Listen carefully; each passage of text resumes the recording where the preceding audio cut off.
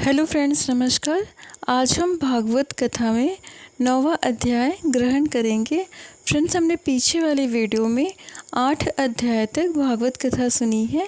आइए इसके आगे सुनते हैं 9वां अध्याय भागवत कथा की, जो कि इस प्रकार है। याद में ऐसा रोई आंखों के आंसू के साथ रोशनी भी चली गई। मैया को दिखाई नहीं पड़ता, मैया को सुनाई नहीं पड़ता। छोटे छोटे सखा रोज सवेरे सवेरे बछड़ा लेकर के चले जाते हैं। मथुरा के रास्ते पर टकटकी लगा करके देखते हैं आज कहाँ आएगा, आज कहाँ आएगा। शाम तक टकटकी लगा करके देखते रहते, और जब कृष्ण ना आते तो सब उदास होकर के लौट आते। लेकिन रात में भी नहीं सोते हैं, रात में भी नहीं सोते हैं। कब सवेरा हो और कब जल्दी लेकर के चले। गोपियों में अब वो चंचलता नहीं, पक्षियों में वो चहचहाहट नहीं, यमुना के जल में वो किलोल नहीं। किशोरी राधा जी का शरीर सूख करके लकड़ी के जैसा होगा। हाँ, पर कभी कभी गोपियां मिल जाती हैं और एक दूसरे से पूछती हैं, हे तेरे घर श्याम सुंदर का कोई संदेश आया क्या? वो बोले ना, मेरे यहाँ तो ना आया। तेरे यहाँ आया हो तो बता। वो बोले ना, मेरे यहाँ भी ना आया। बड़ी तेरे भाई तेरी राहत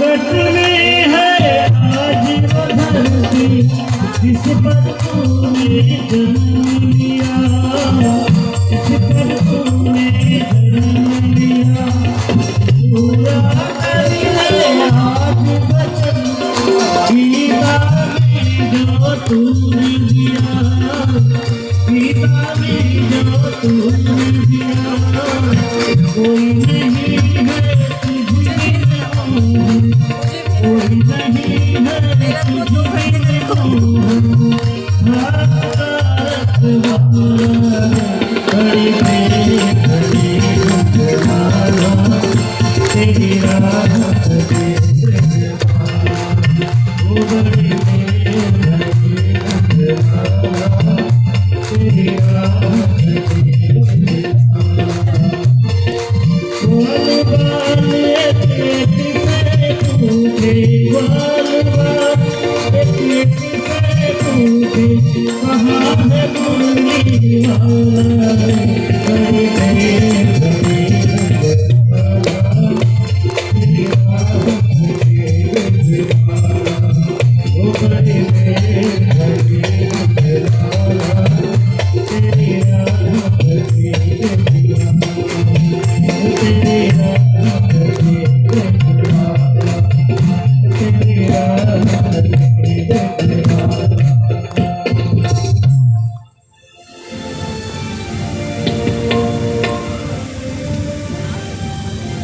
उद्धव जी ने जब ये सब नजारा देखा, उद्धव जी का जब रथ पहुंचा, जिस हिसाब से सखा लोग दौड़े ना, कहाँ आ गया, कहाँ आ गया, कहाँ आ गया, कहाँ आ गया, कहाँ आ गया, गजब का दृश्य। और उद्धव जी ने जब कृष्ण जी के घर का पता पूछा है, सखा लोग रोने लगे, बाहर 6:09 हो रहा है, 6:09। इतने दिनों के बाद में याद भी आई तो अपने दोस्त अपने मित्र को भेजे हो। रोते हुए सखाओं ने मैया यशोदा के घर का पता बताया है। और उद्धव धीरे धीरे मध्यम कमरे से दिन भर जाके वहाँ के तो सुनती, रात में मेरा कान मैया यशोदा के उस महल की ओर जा रहे हैं। 85 चौक का आनंद रानी का महल अब सोना हो गया है। हम कहते बात करते करते कुछ सुनाई नहीं वो देता। महल जहाँ कभी मैया ताली बजाती थी और भगवान ठुमक ठुमक करके नाचा करते थे, वो महल सोना है। नेट में बंद है काम, डाउनलोड हो रहा है। मैया यशोदा से जब उद्धव मिले और जिस हिसाब से मैया यशोदा उद्धव से बात कर रही हैं, आओ आओ उद्धव, आओ उद्धव, ये वही रसोई घर है उद्धव, ये वही पालना है, ये वही पालना है उद्धव, जहाँ मैं लोरी गाती थी, मेरा गोविंद सोता था। मेरी लोरी सुने बगैर मेरे गोविंद को नींद आती थी, नींद नहीं आती थी। परेशान कर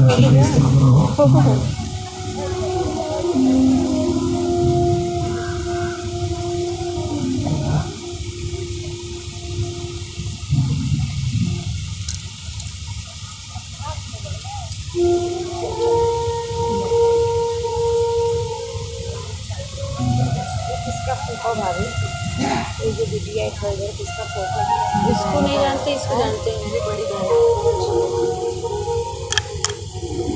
उद्धव, ये वही रसोई घर है उद्धव, मेरे दादा दादी, ये वही रसोई घर है जहाँ मेरा नन्हा सा नहीं आया। मैया को एक पकौड़ी दे दो, उनके दादा दादी। मैया को एक पकौड़ी दे दो। अरे उद्धव, इस दिल के अंदर में बहुत पीड़ा है। दीदी सोचती थी कौन है आज पता चला। कब हुई थी? बहुत आत्मा को कष्ट होता है उद्धव, मेरे नन्हे से कन्हैया ने मुझसे पकौड़ी मांगी और मैंने ना दिया। 27 साल। उद्धव, ये वही आंगन है जहाँ एक बार कृष्ण ने मिट्टी की मटकी फोड़ दी थी, मैंने ऊपर से बांध दिया था, शायद ये बात उसके दिल को लग गई, चला गया और वापस नहीं आ रहा है। ये उद्धव, कृष्ण की एक लीला याद आती है। जो लड़की से परेशान हूँ, जब आएगा वहीं खड़ा रहेगा, काम करेगा, फिर वहीं खड़ा होगा। लड़का मेरा बैठता नहीं है, कुछ वहीं खड़ा रहेगा। ये वही आंगन है उद्धव, कन्हैया माखन खा रहे थे, इतने में एक कौवा आया और कौवा रोटी लेकर के उड़ गया। कृष्ण मचल गए, मैया मैया मैया, ओ मेरी मैया, कौवा मेरी रोटी ले गया मैया। नहीं नहीं मैया, मैं उड़ूंगा, मैं उड़ूंगा, मैं उड़ूंगा, मैं उड़ूंगा मैया, मुझे पंख लगाओ मैया, मैं उड़ूंगा, मैं अपनी वही माखन रोटी लूंगा।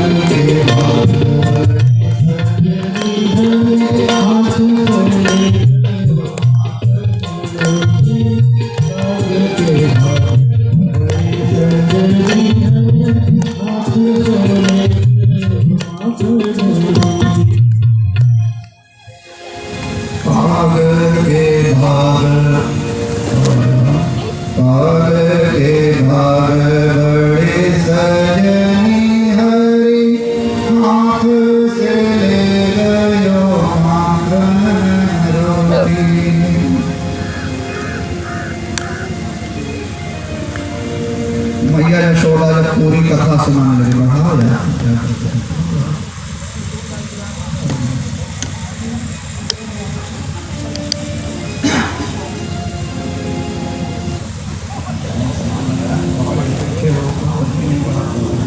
मोबाइल गर्म हो गया, गजब कर दिया। हरणम श्रुत्वा हीयमानं ततस्ततः, गजब कर दिया भैया।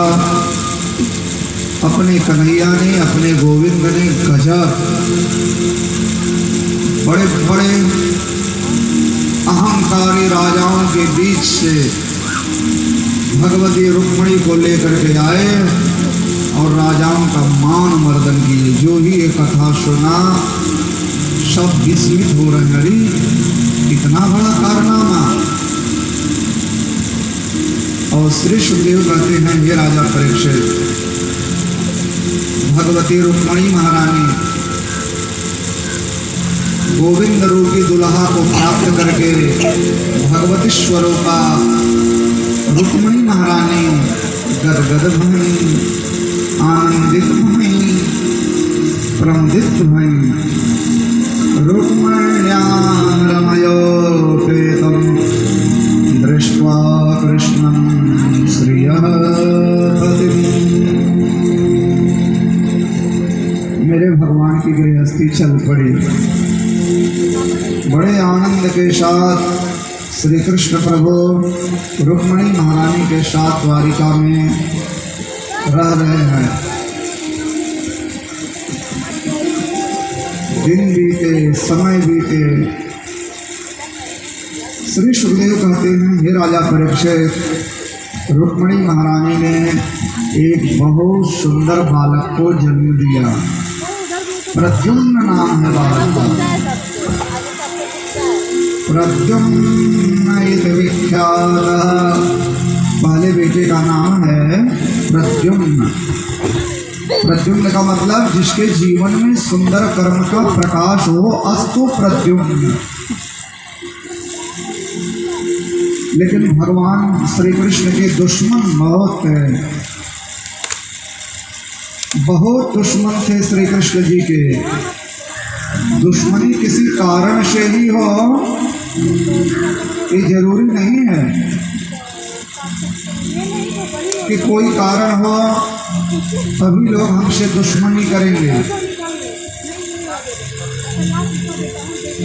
आप बिल्कुल एकदम आराम से रहिए कि भैया हम किसी से मतलब नहीं रखेंगे, न किसी का लेना न किसी का देना, किसी से न कोई मतलब न किसी की कोई चर्चा।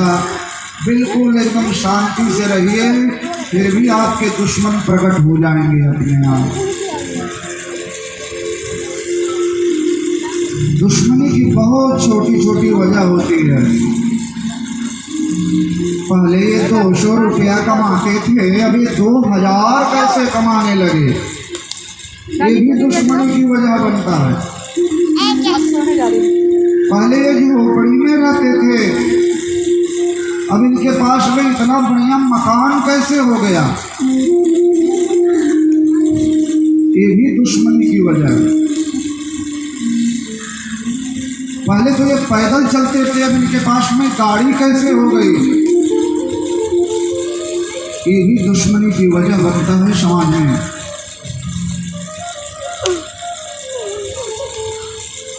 लेकिन उत्तम कोटि का मनुष्य वो है, परफेक्ट माइंड, जो इन दोनों स्थितियों से घबराता नहीं है। भगवान ने गीता में कहा है, सुख दुख समोवापि सयोगी परमो मतः। सुख और दुख दोनों में जो बराबर रहता है, ऐसा व्यक्ति योगी होता है।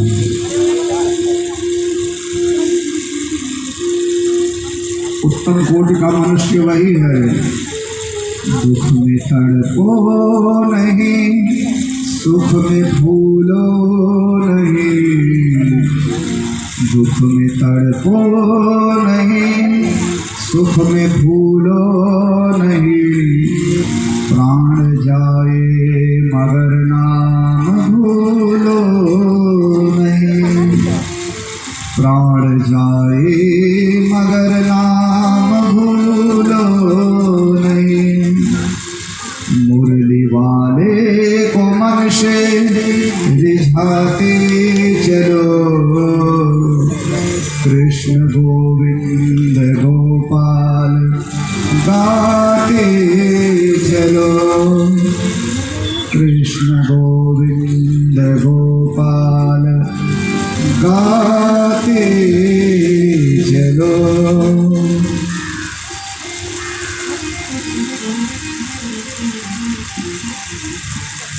मेरे भगवान जी का खूब बड़ा खूबी है, खूब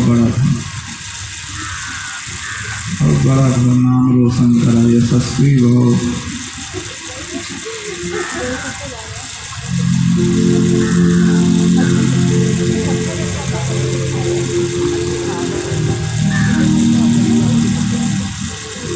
भगवान जी का भी एक दुश्मन है, संबरासुर नाम है। मेरे कृष्ण जी से बहुत जलन रखता है। कि जलन ही तो दुश्मनी का कारण बनती है। ईर्ष्या तू न गई मेरे मन से, जलन रखता है संबरासुर। भगवान श्री कृष्ण के जब बालक हुआ, अभी 24 घंटे भी जन्म लिए नहीं हुआ था बच्चे को, ये पापी प्रसूतिका गृह से बच्चे को उठा ले गया जलन में। आसमान में मायावी राक्षस है, आकाश मार्ग में ले गया और जलन में उस बच्चे को आसमान से फेंक दिया समुद्र में। एक बहुत बड़ी मछली ने बच्चे को निगल लिया। लेकिन भैया होनी भी गजब है, जिसकी मृत्यु नहीं होनी है उसे कोई मार नहीं पाएगा। बहुत बड़ी मछली बच्चे को निगल ले गई, और जैसे मछली बच्चे को निकली उसी समय मछुआरा लोग जाल लगाए थे, वही मछली पकड़ने आ गई जिसने बच्चे को निकला है। अब मछली चली गई। संबरासुर के यहाँ राक्षस था, मांसाहार करता ही था राक्षस है।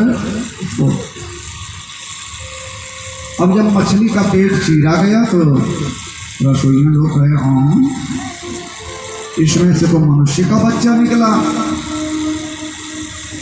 और उसे संबरासुर के यहाँ भोजन बनाने का काम करती है एक स्त्री जिसका नाम है विद्यावती। हाँ, विद्यावती। रसोइया लोगों ने विद्यावती से कहा कि लो इस बच्चे का लालन पालन करो, तो मछली के पेट में से निकला और जिंदा है। विद्यावती उस बच्चे का दुलार करने लगी। नारद जी वीणा बजाते हुए पहुंच गए। नारदो कथयत् सर्वं तस्याः संकित चेतसः। नारद जी बोले, देवी जिस बच्चे को तुम दुलार कर रही हो ये तुम्हारा पति है। बोले बाबा ये छोटा सा बच्चा मेरा पति। तब नारद जी पूरी स्टोरी बताए। बालस्य तत्त्वमुत्पत्तिं मत्स्योदर निवेशनम। पूरी स्टोरी नारद जी ने बताया विद्यावती को। भगवान शंकर ने जब कामदेव को भस्म कर दिया, हम लोग कथा सुने हैं, जब शिव की नयन उभारा, कामदेव जल करके जब भस्म हो गया तो कामदेव की पत्नी रति देवी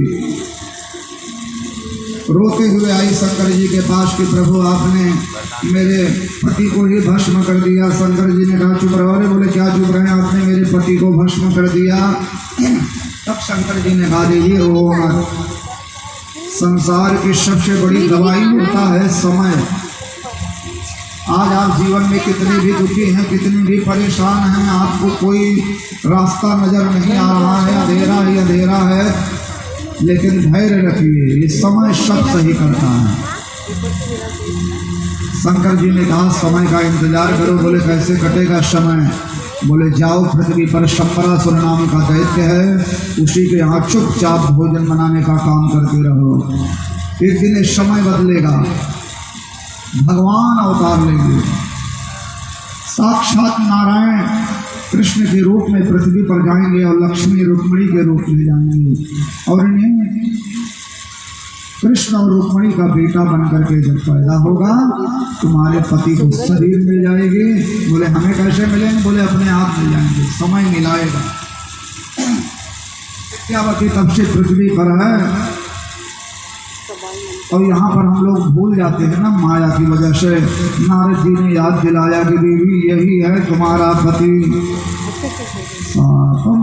पतिं पद्मदलायते क्षणं प्रलम्बबाहुं नरलोकसुन्दरं सव्रीडहासोत्तभितभ्रुवेक्षति पीत्योपतष्टेरतिरङ्गसौरतैः।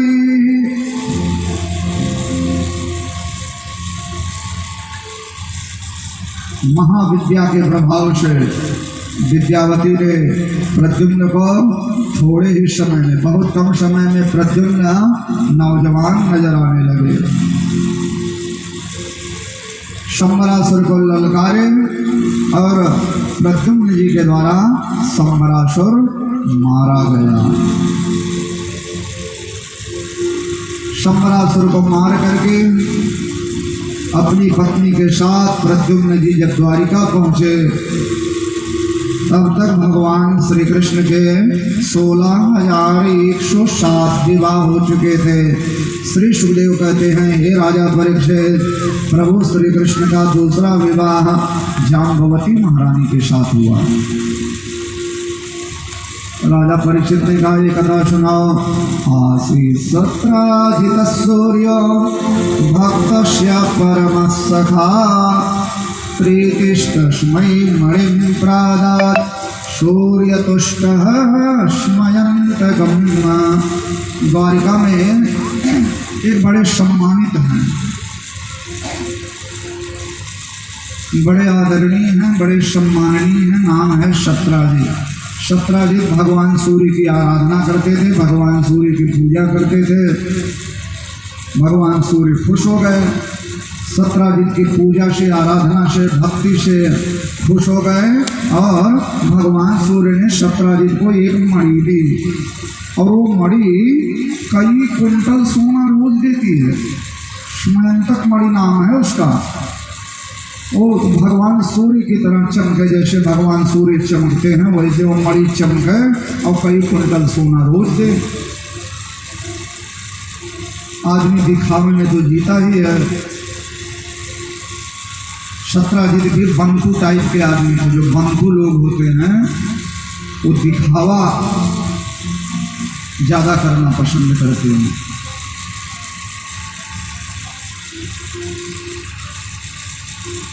किसी गजल गायक ने भी जल्दी ही कविता में गाया था, जो खानदानी रईस हैं वो मिजाज रखते हैं नर्म अपना, तुम्हारा लहजा बता रहा है तुम्हारी दौलत नई नई है। सत्राजित कपड़े के ऊपर मणि पहन बोला हुआ है तो अभी आई कहाँ है? लास्ट है दुनिया वालों को दिखाने के लिए। ये समाज इतनी आसानी से जीने थोड़ी देगा, ज़्यादा दिखावा करोगे। इसलिए लक्ष्य रखो कि हमें अमीर बनना है, अमीर दिखना नहीं है। पूरी तरह से रिकॉर्ड किया। अब सुनेंगे स्वतंत्र से। अब जब कपड़े के ऊपर में मणि पहना, एक दिन वही मणि कुर्ता के ऊपर में पहन करके सत्राजित जी भगवान श्री कृष्ण की सभा में चले गए। अब मणि चमके सूर्य की तरह, अक्रूर शतधन्वा सब बैठे थे। भगवान श्री कृष्ण की सभा लगी थी। सत्राजित को आता देख करके सब भागने लगे। अक्रूर इतने सज्जन हैं, अक्रूरो भी भागे, भागो भागो भागो भागो, हाँ भागो, भगवान सूर्य आ गए। भगदड़ मच गई कृष्ण जी की सभा में। तब कृष्ण जी ने सबको रोका, बोले भैया भागो मत, सूर्य नहीं है, सत्राजित नाम के राजा हैं और ये मणि के प्रभाव से इतना चमक रहे हैं। खैर सब लोग बैठे तो भगवान श्री कृष्ण सत्राजित से मिले, हाल चाल हुआ। तो कृष्ण जी ने पूछ लिया, सत्राजित जी आपका कितना बड़ा परिवार है? सत्राजित जी बोले, कृष्ण जी हमारा बहुत छोटा परिवार है। हाँ बहुत छोटा परिवार है हमारा। हम हैं, हमारी श्रीमती हैं और एक छोटा भाई है प्रसेन जी और एक बड़ी सुंदर बेटी है सत्यभामा। बस यही इतना छोटा परिवार है हमारा। छोटा परिवार, सुखी परिवार। इसको कहे खाली छोटा और रुमाल ले लो। कपड़ा ना पहन, ऐसे कपड़ा ना पहन। बोले सत्राजित जी इतना छोटा परिवार आपका और इतनी ज्यादा खजाना देने वाली मणि आप रखे हैं। शास्त्र तो कहता है अपनी आवश्यकता से अधिक जो रुपया पैसा रखता है ऐसा व्यक्ति चोर होता है। भगवान के भक्त ने तो भगवान से कहा, प्रभु साईं इतना दीजिए